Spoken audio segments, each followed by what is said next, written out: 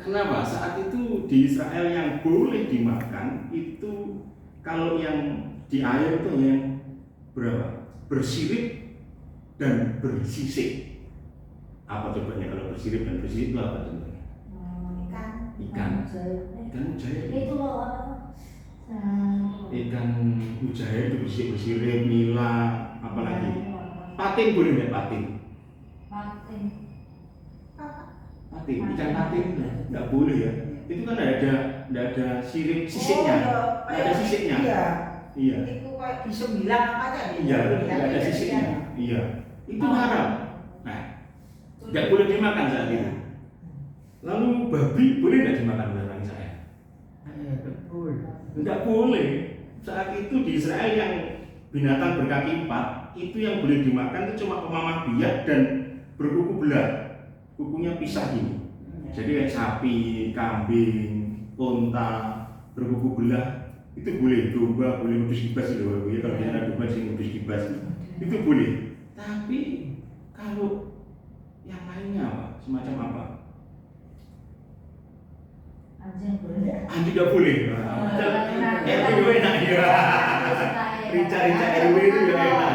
Anjing nggak boleh kalau di sini habis. Ya, di sini habis. Di sana nggak boleh makan anjing Bapak Ibu. Nah, Manado boleh. iya Manado habis kalau di Manado. Semua bisa habis ya. Tikus sawah juga habis. Bapak Ibu, kenapa toh?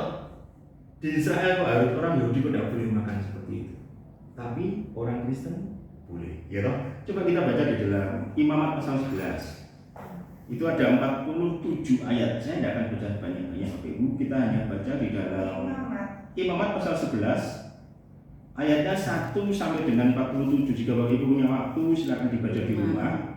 Tetapi kita akan baca ayat 1 dan 2 saja. 15 ayat 1 dan 2. Al-Imamat 11. Oh, 11. Imamat 11 ayat 1 dan 2. Imamat 11 ayat 1 dan 2. Sudah ketemu kan kita akan baca bersama-sama. 1 2. Binatang yang haram dan yang tidak haram.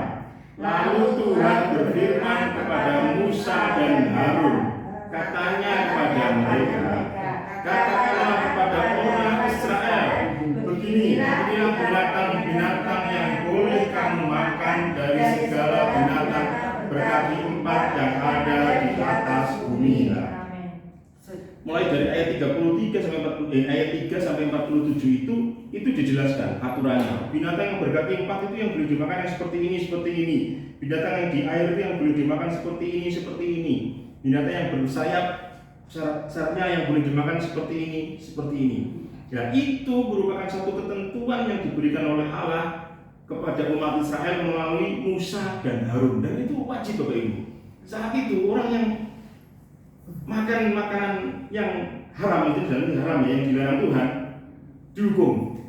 Ya, coba saat ini Bapak Ibu tidak boleh makan babi, tidak boleh makan suite, tidak boleh makan belut, mungkin tidak boleh makan yang suka belut, tidak boleh makan yang suka babi, ojo haram. Yang suka suike, ojo haram. Waduh, kira-kira kita mau makan apa Bapak Ibu? Ya susah namanya. Ya, nah, makan apa? Makan saja enak tidak boleh ya. Buat daging sapi ya mahal ya. Mau beli daging sapi, saya kalau tidak pernah beli daging sapi Bapak Ibu, kalau tidak dapat jatah dari kalau hari kurban itu baru saya belakang daging sapi ya. Kalau tidak ya paling ayam lah Bapak Ibu ya, makan ayam, daging ayam saja. Laut. Ya. Telur ya. Telur tempe tahu telur. Paling kadang-kadang beli apa ikan lele. Ikan lele panggang 1 biji aja 5.000 sekarang. Korban sapi itu kan yo semua makan, Pak. Iya. Kamu mau beli dewi regane larang. Iya mahal. Saya tidak pernah beli. Makanya kadang-kadang ya wis ana korban dia wis dadi tuwa-tuwa Apa terima saja. Saya sampai 1 minggu. Iya, Bu. Aku dapatnya banyak ya. Kan makan sampai 1 tahun tidak setiap hari. Maksudnya 2 hari sekali tak krengsek, Iya. asem-asem gitu. Ayo kalau lupa. Iya, kebanyakan ya pusing jangan. Iya. Itu sate beres. Nah, Mulai ramangan. di Israel saat itu makanan-makanan ini dilarang. Tetapi kenapa di dalam, coba kita baca di dalam Matius pasal 10 ayat 15.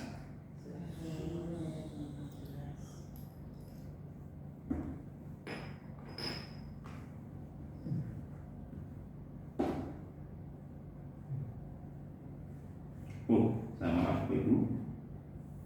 Matius pasal 11. Matius 10 pas 11.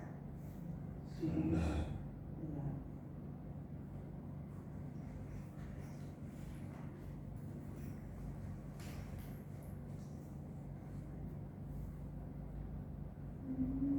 Dalam Matius, sebentar saya buka.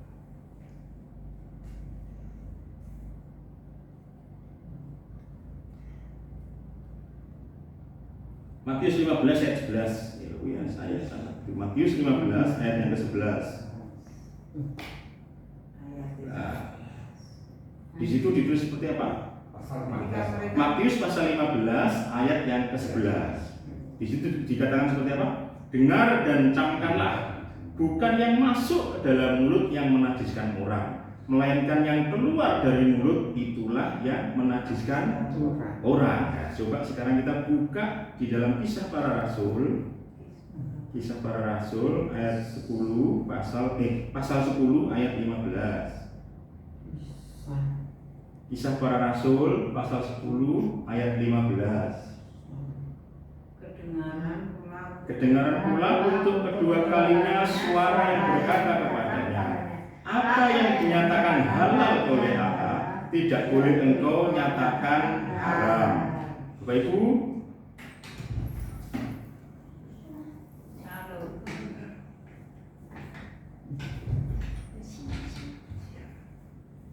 selamat sore. Nah, tadi dikatakan di dalam Matius Imamat pasal yang ke-11, Bapak Ibu, Imamat pasal 11 itu kita sepertinya makan itu dibatasi loh ya. Harus seperti ini nggak boleh, makan nggak boleh. Bapak Ibu suka udang nggak? Udang. Ya udang, saya suka udang, cumi udang itu kesukaan saya. Kalau saya suruh milih ada ikan, cumi sama udang, saya milih udang dulu. Udang, cumi, baru ikannya, ya. Tapi untungnya saya hidup di masa perjanjian baru. Kalau saya hidup di masa perjanjian lama, saya hidup sebagai orang Israel, saya tidak bisa makan, Bapak Ibu ya. Tidak boleh udang, tidak boleh, cumi tidak boleh, itu tidak boleh karena tidak bersirip, tidak bersisik, dan bersirip. Yang boleh itu ya cuma mujair seperti tadi kata Cirina, mujair. Iya dan kayaknya yang kalau di Merawat namanya betik. Yang kecil-kecil itu apa namanya? Wader ya, wader yang di samping itu ada sisinya kecil, ada siripnya. Masuk makan wader terus. Makanya di Matius pasal di Imamat pasal 11 seperti itu aturannya. Dan orang Israel mematuhinya dengan sungguh-sungguh. Kenapa toh Tuhan kok membedakan orang Israel dengan kita sekarang? Kayaknya Tuhan pilih kasih. Gitu. Orang Israel itu aturannya begitu ketat sekali. Makan aja diatur, makan saja harus ini tidak boleh, yang boleh cuma ini tidak boleh, yang boleh cuma ini. Kalau kita jadi orang Israel kira-kira memberontak enggak? Iya. Orang Advent kan gitu itu. Iya, orang Advent itu sama. Sehingga pakai imam aturan umat ini. Tapi mereka kok ya Kuat saja. Kenapa ya? Kok bisa kuat? Kalau saya sih, waduh, makan kok nggak bisa. Nah, ternyata Tuhan punya maksud kenapa orang Israel ini diberikan aturan yang ketat untuk masalah makanan. Kenapa? Karena Tuhan tuh ingin menciptakan satu umat yang baru. Bapak Ibu tahu berapa ratus tahun umat Israel ada di Mesir? Berapa ratus tahun? Berapa tahun orang Yahudi diperbudak di Mesir? Pertama kan Yusuf dulu ya, yang dibuang ke Mesir ya, dijual ke Mesir, lalu kemudian dia jadi pembantunya Potifar, masuk penjara, kemudian dikeluarkan sampai jadi orang nomor 2 di Mesir, jadi mampu bumi Mesir. Nah kemudian di Kanaan kelaparan, akhirnya orang Yakub dan anak-anak cucunya itu datang ke Mesir. Setelah itu mereka tinggal di Mesir sampai keluar dipimpin Musa, kira-kira berapa ratus tahun Bapak Ibu? Kurang lebih 400 tahun. Kurang lebih 400 tahun. Indonesia dijajah Belanda berapa ratus tahun? 350? Berarti lebih lama orang Israel, ya selisih 50 tahun. Bapak Ibu, nah orang Israel selama di Mesir ini mereka hidup dengan gaya-gaya Mesir. Mereka terbiasa makan dengan apa yang dimakan orang Mesir. Jadi untuk membedakan ini mana orang Mesir, ini mana orang Yahudi itu kebudayaannya agak sulit saat itu. Ketika Yahweh meminta umat Israel keluar dengan dipimpin Musa ke padang gurun, Allah ingin membentuk satu umat yang baru. Allah ingin membentuk satu umat yang sesuai dengan aturannya, dibedakan. Jadi Allah ingin membentuk umat Israel ini jangan sampai sama dengan orang Mesir yang penuh dengan budaya-budaya yang mungkin bagi Tuhan tidak sesuai. Ya mungkin bagi Yahweh Elohim dia tidak sesuai. Akhirnya dia menegaskan kepada orang Israel, memberikan kepada orang Israel aturan-aturan hukum yang baru. Aturan-aturan hukum yang baru. Ya, contohnya seperti ini. Makan. Jadi segala yang berkaki 4 yang boleh kamu makan itu hanyalah yang berkuku belah dan pemamah biak. Yang di air yang boleh dimakan hanyalah yang bersirip dan bersisik. Harus dipilah-pilah ya, kalau jadi orang Manado sudah mati kutu. Anjing nggak boleh, tikus nggak boleh, ular nggak boleh, kelawar nggak boleh, waduh, babi nggak boleh. Nah ini makanan-makanan yang enak semua Bapak. Suike nggak boleh, nah ini dilarang. Pak Tik ini masakan suike yang enak dulu ya. Saya sering ke sana. Sekarang saya cari-cari di sana. Masa saya kalau beli suike harus ke mana? Mahal. Iya di Purworejo. Jawa Tengah itu. Jika hari dekatnya Agus Salim ya. Iya sih. Saya kalau ke Jawa Tengah. Di sini ada nih budaya lokal. Itu sering foto. Iya, yang masuk itu ya. Sering foto bisa ke sana. Nah, masa harus di sini harus jauh-jauh ke Jawa Tengah Bapak Ibu ya. Di mana? Purwodadi ya, sini Purwodadi terkenal kan ya. Daerah Bluro ke barat. Kalau jadi orang saya tidak boleh makan itu semua, kira-kira mereka harus makan apa? Ya pas di padang gurun mereka cuma makan mana dan burung puyuh, iya benar. Saya mau jawab burung perkutut tadi. Ternyata burung puyuh. Tante Nani ingat burung puyuh, ya dan mana? Ternyata maksud Tuhan itu seperti itu. Dari makanan Tuhan ingin membentuk satu umat yang baru. Ini dari makanan saja, belum dari budaya-budaya. Harus mempersembahkan persembahan korban bakaran, korban persembahan pagi dan sore. Kalau harus sapi ya, kalau tidak punya sapi ya domba, kalau tidak punya domba ya burung merpati. Pokoknya Tuhan itu sebenarnya bisa dinego, asal kita patuh sama Tuhan. Nah, di dalam Imamat pasal 11 tadi, dengan tangan besi, kalau orang baru keluar dari perbudakan, baru keluar kayak seperti kuda yang baru keluar dari kandang, kira-kira bagaimana? Bedah. Iya bedah. Kalau keluar dari kandang terus pulang saja. Pengennya lari terus. Nah Israel juga seperti itu. Ketika mereka pertama kali keluar dari Mesir, itu sifatnya juga wah, dari perbudakan selama 400 tahun mereka keluar. Bayangkan Indonesia yang 350 tahun saja dijajah Belanda, begitu keluar di euforia, masing-masing daerah ingin memerdekakan diri. Jadi pusat ini sampai kesulitan untuk mengatur, makanya muncul banyak pemberontakan. Lah Musa yang hanya dibantu oleh kakaknya, siapa namanya? Kakaknya Musa? Harun, ya benar Harun. Hur belum masih nama. Harun yang membantu pertama adalah Harun, kakak Musa. Dia harus mengkoordinir, memimpin sekitar 2 juta Ya waktu itu kan 600.000 laki-laki, belum termasuk istri dan belum termasuk anak. Saya kalau pikir kalau setiap laki-laki punya satu istri, kemudian punya satu anak sekitar 1.800.000 ya belum. Mungkin saya ambil contohnya 2 juta umat Israel keluar dari Mesir. Bapak Ibu, 2 orang memimpin 2 juta umat. Berat tak? Berat. Nah, akhirnya Allah menetapkan apa? Wes, harus dikasih peraturan yang tangan besi supaya apa? Orang Israel ini tahu bagaimana membedakan ini gaya hidup orang Israel yang baru, yang beda dari Mesir. Nah, Bapak Ibu, kita ini orang-orang Israel rohani. Ya benar, ya tidak. Ya. Orang-orang Israel rohani. Kita adalah orang-orang yang sebenarnya tidak layak diselamatkan. Nah, kita bilang seperti itu. Tetapi karena kasih karunia Tuhan Yesus Kristus, karena kasih karunia Allah, sehingga apa? Dia rela mengaruniakan apa? Anaknya yang tunggal.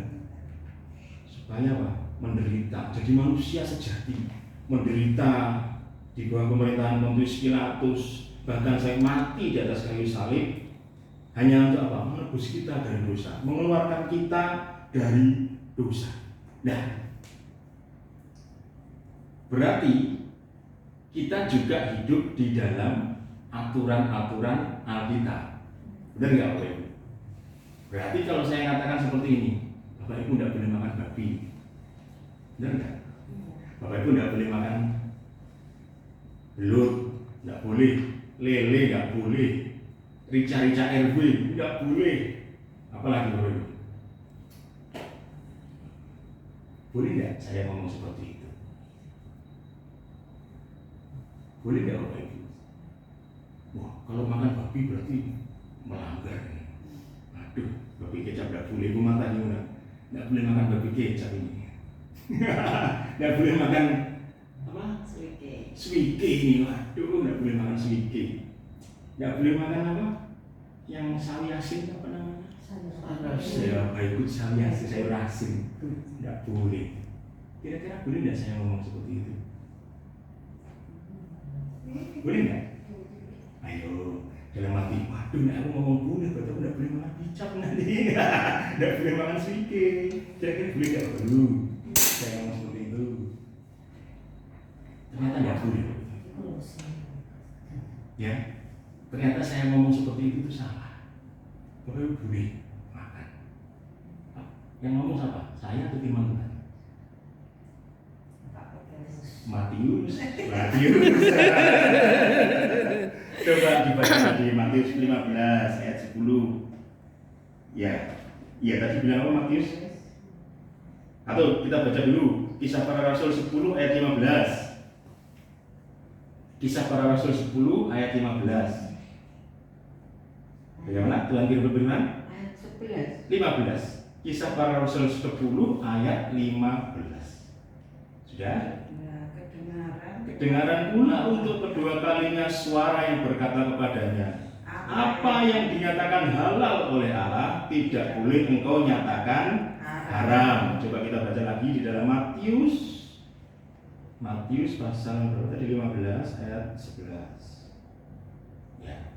Matius pasal 15 ayat 11. Sudah ketemu? Saya bacakan Bapak Ibu dan saudara sekalian.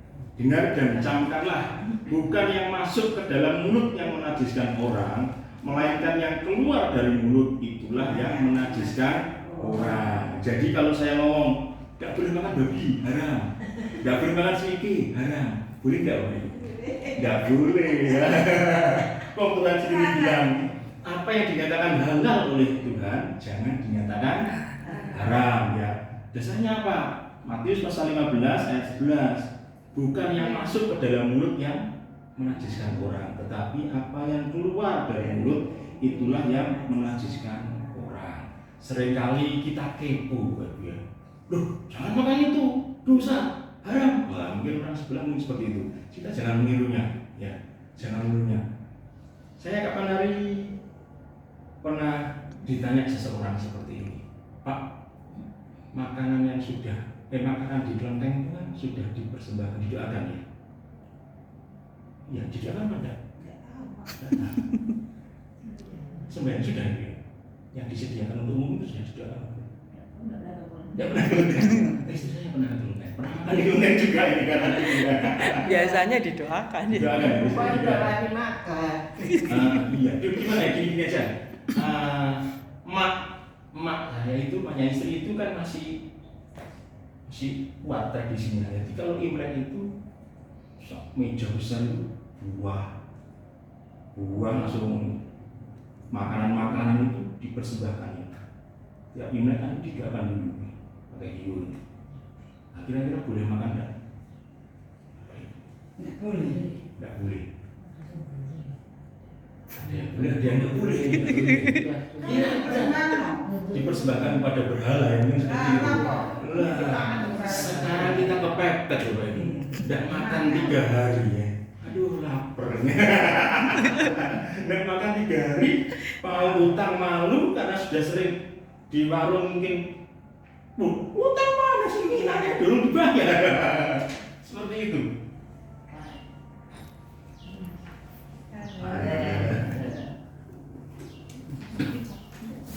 Satu orang.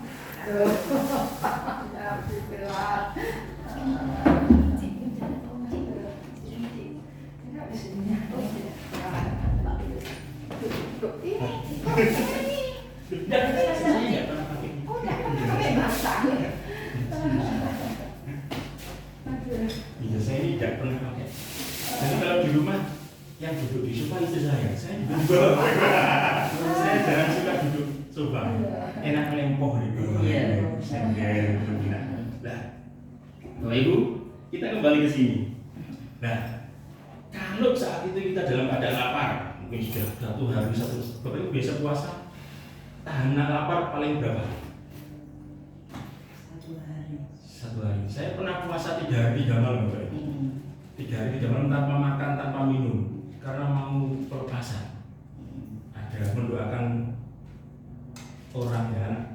Adik kelas saya waktu itu dia mantan pembunuh bayaran,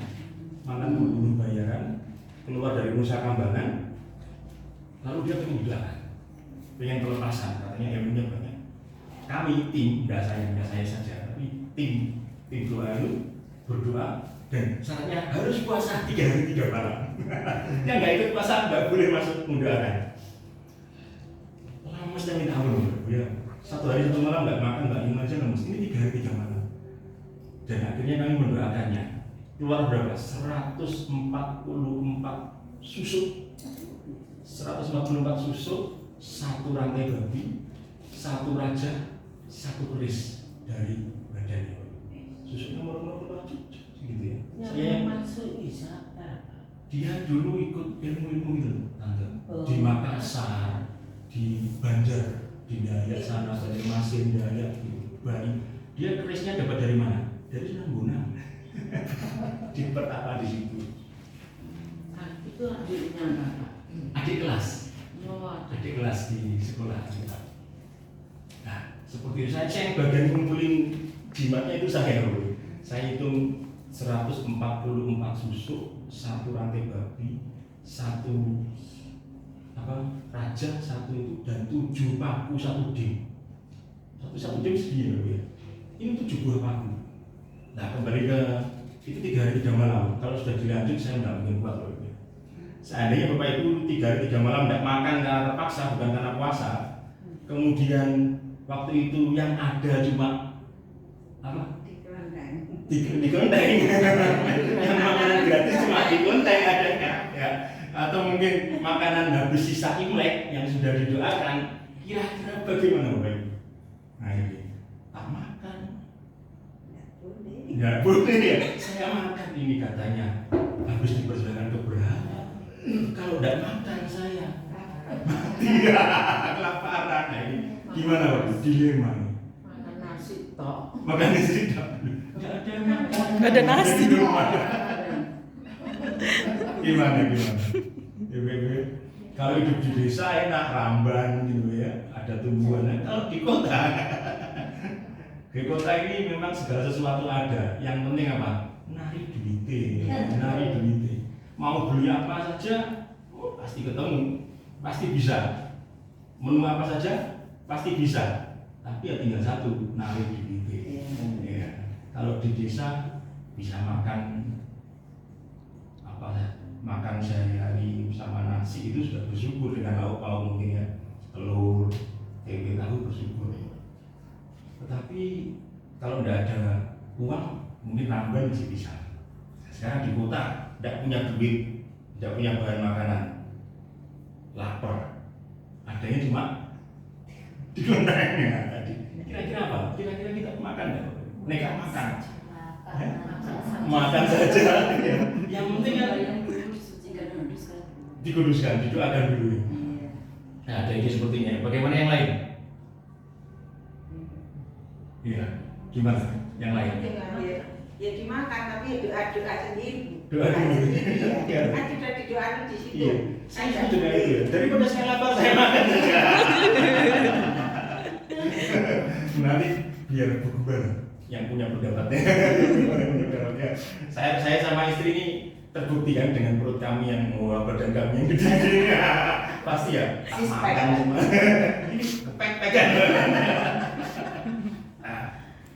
Jadi Bapak Ibu yang dikasih Tuhan, tadi orang Israel itu mendapatkan disiplin dari Tuhan, aturan-aturan yang keras dalam hal makanan. Itu karena Allah itu ingin supaya umat Israel ini menjadi umat yang baru.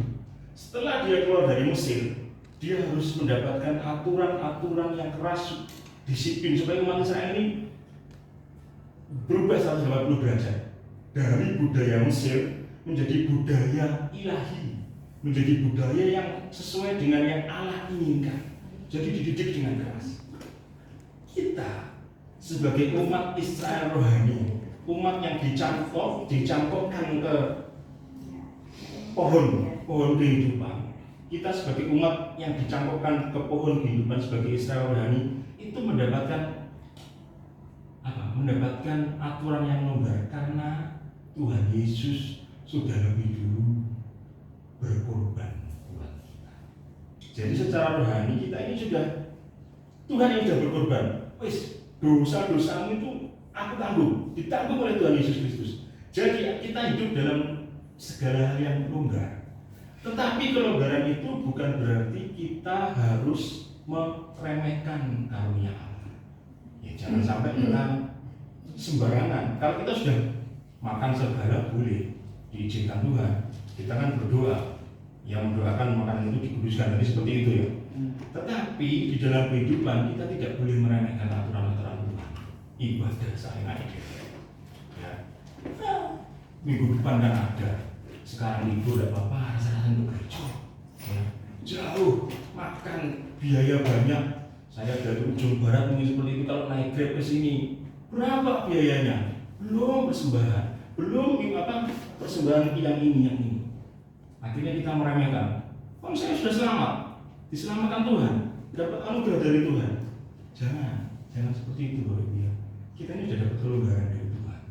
Tetapi jangan sampai kita karena kelonggaran itu meremehkan ibadah, meremehkan hal-hal yang Tuhan perintahkan kepada kita. Sekarang musimnya YouTube Bapak Ibu ya. Siapa di sini yang tidak pernah lihat YouTube? Lihat semua. Lihat semua ya, paling tidak lihat apa? Bu Susi suka lihat YouTube Bu Susi? Udah belum? Nah, di YouTube itu ada ibadah, ya? Benar? Iya. Ada ibadah online, zamannya COVID. Iya. Kita ini ibadah online juga. Iya. Berapa bulan? 1 tahun.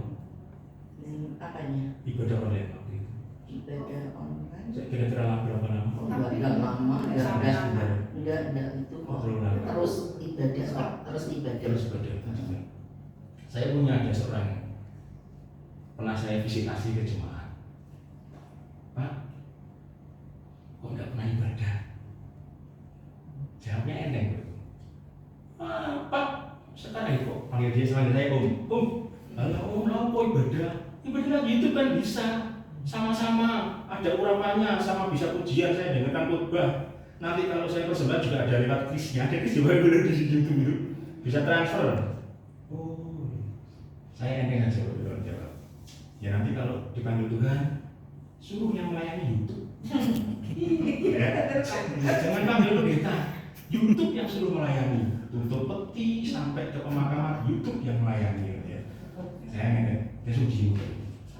Akhirnya keluar dari sana mulai kerja. Mungkin omongan saya agak keras ya, tapi akhirnya beberapa lama kemudian saya divisitasi terus, akhirnya mau balik ke gereja. Tapi dikasih Tuhan, kita bisa mungkin sekali waktu ibadah online saat tertentu, mungkin saat COVID itu kita dilarang berkumpul banyak orang, tidak apa-apa ibadah online. Tapi begitu sudah selesai COVID, ya harus kembali beribadah. Bapak Ibu ingat, kita bilang apa? Jangan merusak kebiasaan yang baik. Pergaulan yang buruk merusakkan kebiasaan yang baik. Jadi kalau Bapak Ibu ingin tetap punya kebiasaan yang baik, tetap bergaul dengan orang-orang yang baik. Orang-orang yang baik itu di mana? Di gereja apa di diskotik, Bapak Ibu? Di gereja. Di gereja apa di pasar-pasar ya? Tempat di gereja. Bapak Ibu punya teman di gereja, berkumpulan, saling mengajarkan, saling membangun, tetap rajin ibadah. Jangan pernah meremehkan anugerah Tuhan. Israel mendapatkan disiplin rohani, disiplin dalam kehidupan. Kita sebagai orang Kristen mendapatkan anugerah yang lebih longgar, tetapi jangan pernah meremehkannya. Tetap setia, tetap rajin beribadah, tetap rajin dalam pertemuan-pertemuan ibadah, karena disitulah kita akan saling menguatkan. Saya sebenarnya waktu pertama kali ibadah di sini langsung ikut apa? Doa 10 hari. Karena saya malu doa puasa, saya malu ya. Begitu saya ini punya pendeta, tapi selama di Tuban 20 tahun saya tidak pernah ikut ibadah kepada Roh Kudus. Selama 20 tahun, saya 2005 masuk Tuban. Selama itu saya tidak pernah ikut. Karena apa? Di gereja tempat saya ibadah tidak ada ibadah kepenuhan Roh Kudus selama 10 hari. Ibadahnya online, dan saya tidak suka ibadah online. Wah, bisa datang kok, kenapa harus online gitu? Saya mikirnya seperti itu. Dan banyak dana, kalau tidak ada, lebih banyak tidak ibadahnya daripada ibadah online. Akhirnya waktu ibadah itu saya lihat sekali-sekali datang lah. Di sini ada, saya pikir hari pertama saya malu sama dari yang Tambak Boyo, jauh dari Tambak Boyo, dibilang ikut ibadah 10 hari di sini. Saya sama istri malu, saya ngisi-ngisinya. Saya cuma dari Mondoan dari ibadah ke sini aja. Akhirnya saya ikut ibadah di sini 10 hari. Kadang-kadang kita mungkin tertempelak oleh hal kecil seperti itu. Ya. Itu kan lihat kumpul. Kalau saya tidak datang per hari pertama, mungkin saya tidak akan datang terus. Dan makanya saya menghimbau kepada Bapak Ibu dan saudara sekalian, jangan pernah meninggalkan ibadah. Jangan pernah meninggalkan pertemuan-pertemuan ya rohani kita, karena itu akan saling menguatkan. Ya. Daripada pelajaran kecil seperti itu, saya dikuatkan, saya diingatkan. Saya yakin Bapak Ibu juga menemukan banyak hal dengan persekutuan kecil ini, dengan ibadah raya, mungkin Tuban blessing, beware, seperti itu. Kalau Bapak Ibu punya waktu, datang. Kita akan saling menguatkan. Mungkin bukan kita yang dikuatkan, tapi kita bisa menguatkan. Saya akan berpanjang. Kiranya Roh Kudus yang berkarya dalam kehidupan Bapak Ibu di masa-masa yang akan